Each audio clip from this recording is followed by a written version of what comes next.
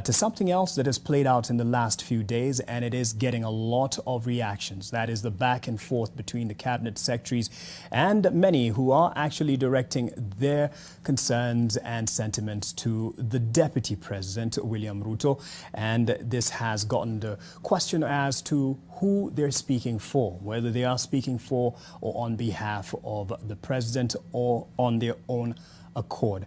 And of course, the lieutenants or associates of the Deputy President have had enough of concerns and their own sentiments to air. In fact, Emor Dikir MP has been arrested today after he reacted to what the Cabinet Secretary Tobiko had to say about the Deputy President not too long ago. And Environment Cabinet Secretary Tobiko's equating of Deputy President William Ruto to a clerk has definitely drawn ire from some quarters, with calls for the former director of public prosecutions to either withdraw and apologize or resign. There are also increasing calls for President Uhuru Kenyatta to set his cabinet secretaries straight. But as Olive Burrows reports, Tobiko is not without his defenders who say it all boils down to the Masai Mau evictions.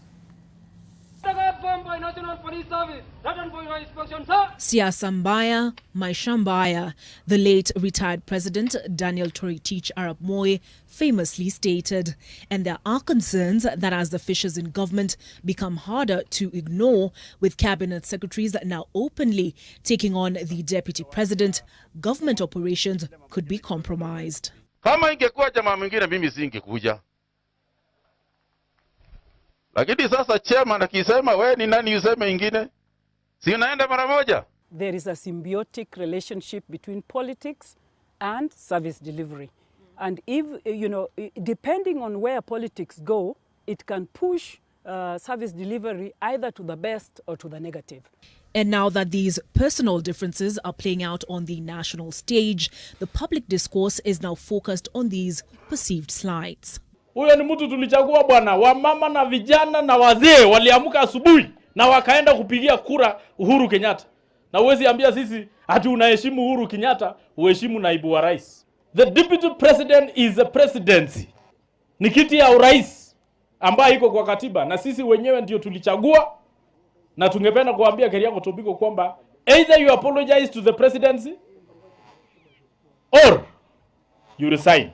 If you are going to exercise your freedom of speech, then you need to criticize the policy you disagree with, not the individual. As the Deputy President and his supporters admonish cabinet secretaries for veering into politics, there are those who view them as lacking any moral authority. I think they're hitting both sides, because the deputy side also is hitting the technocrats. So depending on your individual capacity and personality, when you are really hit, you need to respond. So it's really become a tantrum of, exchange of words, which is becoming very personal and very less technical. Tobiko is a son of this soil, and he has his own tribe that is called the Maasai.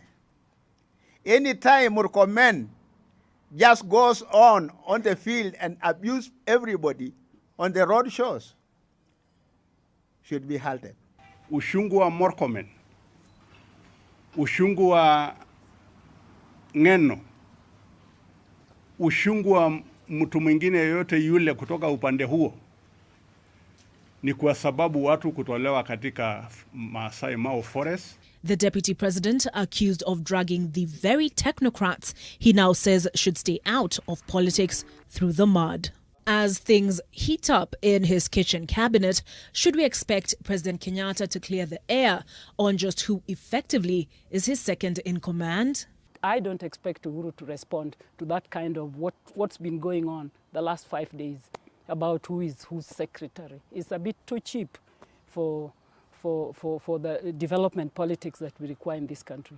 Or has he already said everything he needs to say in his silence? Olive Burrows, NTV.